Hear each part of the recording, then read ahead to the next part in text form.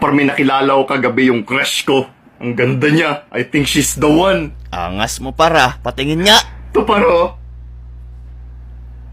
Ah, si Annalyn.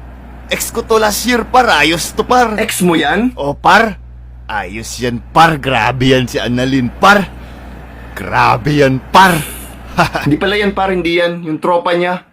To, tagal ko na din tong crush eh. To, yung may bangs. To, Ah, ito, ex ko rin to par.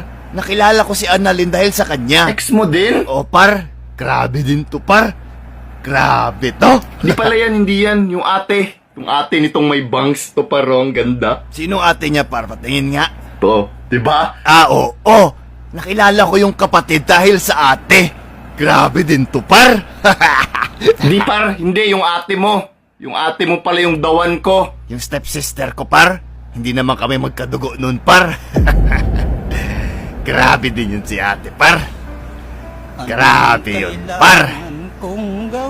Grabe yun si ate par. Grabe yun par.